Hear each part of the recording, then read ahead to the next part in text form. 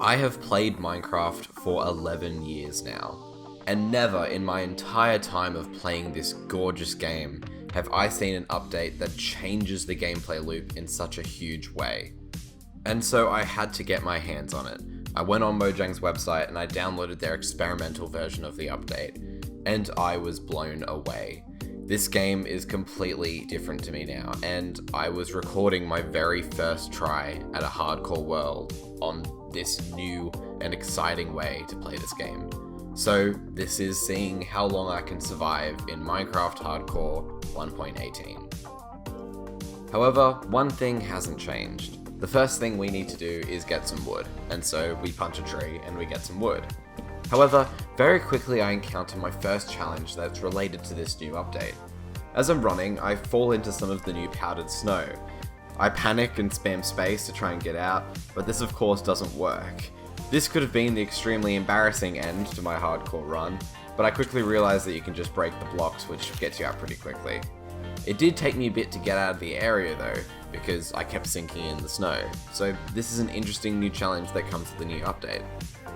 As I was running, I found some coal, so I quickly made a pick and collected it. Then I also upgraded my pick to stone and made an axe and sword. I then found some animals, and they were quickly converted into items, and that was quickly converted into energy. And yet already I was about to encounter my first massive 1.18 cave, and holy shit, this thing is absolutely huge, and it's a major game changer. Accessing these areas is hard, and without the right gear, it's really scary to be here. So, naturally, with stone tools and no armor, I jumped right in. However, before I really started going down, I found some iron, which became my shield, and this saved my life constantly. I would have instantly died had I gone down without a shield, so I'm very glad I made this here. Surviving these caves is incredibly difficult. The mobs in here spawn at an extremely fast rate, and if you're not prepared for that fact, you're not going to survive very long in these caves.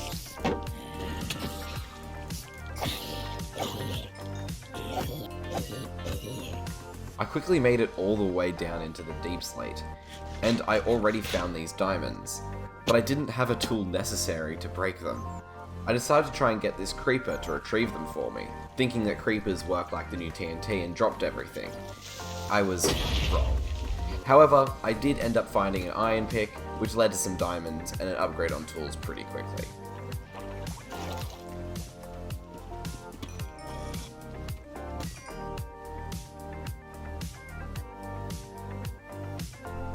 These caves genuinely amaze me. They add so much to the game. Exploring them is incredibly fun, but beyond that, it adds a brand new challenge to the game. Like I said at the start of this video, I've been playing this game for 11 years, but exploring these games is for the first time scary again. I'm afraid of the mobs, I'm afraid of losing all my items, or in this case, losing my entire world. These caves bring something new for everyone, if you're a new player or an old. At this point, I was almost completely out of food and completely out of wood, so I decided it was finally time to go back up to the surface. I couldn't find the exit of the cave, however, so it was time to do the OG strat of just making some stairs to get back up to the surface of the world. The terrain generation of this current experimental update is clearly very buggy. A lot of different biomes sort of meld together. Here you've got a mesa and a dark oak forest and a jungle, all just sort of in one area. But I'm sure that'll be ironed out by the real update. This is, of course, just a very small experimental version. I took a boat out to see some of the mountains, the new cliffs of the update, and I was not disappointed. This was the first mountain I saw, and it looked pretty damn cool. And I saw that it had a small cave inside, which I thought would be a perfect place to put my first small home.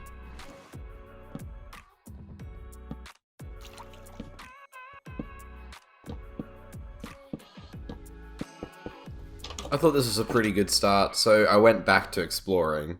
I think I'm going to spend a lot of this time exploring because the new terrain is just so cool to look at. As the sun set, I found this really weird looking mountain range that I'm assuming to be glitched. I doubt we will see anything like this in the full version of this update, but it was still cool to look at nonetheless. It was still massive, which is something that I'm sure we're going to see lots of. Really big caves and really big mountains, which is what the community asked for. However, as cool as these mountains are, there's not really many resources to gain from them. I'm sure I'm going to explore them way more in the future of this series, and I'm probably going to want to build something on one of these mountains. But for now, I feel the caves are really where it's at in terms of getting more resources. So I dumped a bunch of my items in a chest and went to find a new cave to explore. On my way to find a cave, I found this really cool piece of generation. Again, it looks cool. I love this stuff. This is so great. Exploring these caves definitely beats strip mining. I don't mind strip mining. I'm sure it's probably the most efficient way to get diamonds. But this is certainly the way I'm gonna do it from now on, because exploring these caves is just fun, and making the search for diamonds a lot more fun, in my mind at least, makes it way more worth than going for the most efficient option. I'm glad that this is now a viable way to find diamonds, because this means that I could probably do it for a lot more hours than before. So I'm really glad that they've made this change. Beyond that, the overworld I feel is now a lot more explorable, and I feel like that's something that they've been doing with every update. I then found this massive mine shaft. I was unable to find any of the chests inside of it, which means I'm probably assuming it's glitched, but that's fine, this is an experimental version. Either way, I thought it looked really cool, though I did have to jump down because I was very scared of the poison spiders.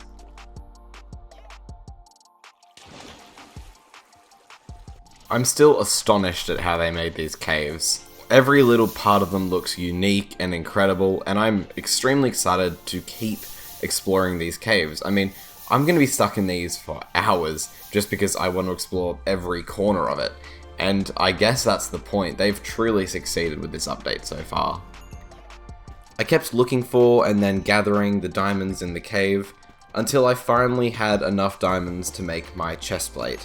Which is of course a huge step, because now I'm going to be much more protected against the mobs in these caves. Now after this I actually went up out of the caves and then started to walk around the overworld for a bit and found a new cave. It wasn't till I got into that new cave that I found out I hadn't been recording, so unfortunately I've missed that footage. However, this is some cool footage of inside of that cave. All I was really doing in there was just getting more diamonds. Then I found one of the new amethyst geodes, with all the new blocks inside. It looks pretty nice, and it sounds really, really nice too. I think these are a cool addition. I don't really know what the amethysts are meant to do, or maybe they're just meant to be some sort of decoration block, but they're cool, I like them. I found a small dungeon in this cave, but it didn't really have much in it, so I didn't stay there for much longer. After fighting some more mobs off in the cave, I finally decided that it was time to go to the Nether. This is for two reasons. One, I figured I could quickly go get those blaze rods, and two, it means I could travel home a lot quicker, just using the Nether coordinates and building a portal when I get there. However, this didn't exactly go to plan. Let me explain. As you can see, I made my portal just using the lava buckets because I couldn't be bothered to pick up the obsidian. I lit the portal and I went inside. I went inside and had a very intense battle with some two ghasts, and then after defeating one of them, I just ran away. I continued onwards until I finally did find a nether fortress quite close. I bartered with some piglins, I got some blocks, I towered up, and then I was in the fortress. However, I didn't expect there to be so many mobs in here. There were heaps. Look how many skeletons are here, and wither skeletons and blazes, they were absolutely everywhere. I knew that this would be a challenge, but I thought, hey, I may as well get those blaze rods. This was a bit of a mistake, but we'll see in a second why. There were a couple of close calls with these blazes. A lot of them would set me on fire, which would really set me back. These wither skeletons really made it hard, but I could always go back to this one spot, which would be my little refuge point. However, I went out to get some more blaze rods. I only had 3 at the time, and that's when this happened.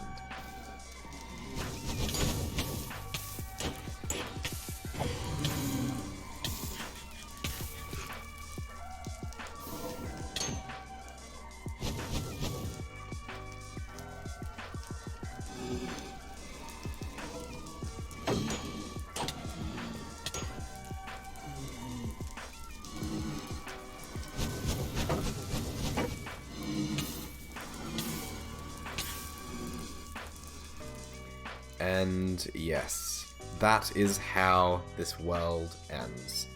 With me fighting some blazes in the nether and meeting my end. So, I kind of accidentally lied because I've been editing this video as I went. This will not be a series since the world is already over. As it turns out, I have quite a bit of trouble surviving in the new Minecraft update, though it's due to the nether more than the new caves. But that brings us to the end of this video. If you would like to see a sequel to this video, or just more content like this, then like this video and tell me about it in the comments down below. Give me any feedback on this new style of content that you like. Thank you so much for watching today's video, and I hope you have a great day.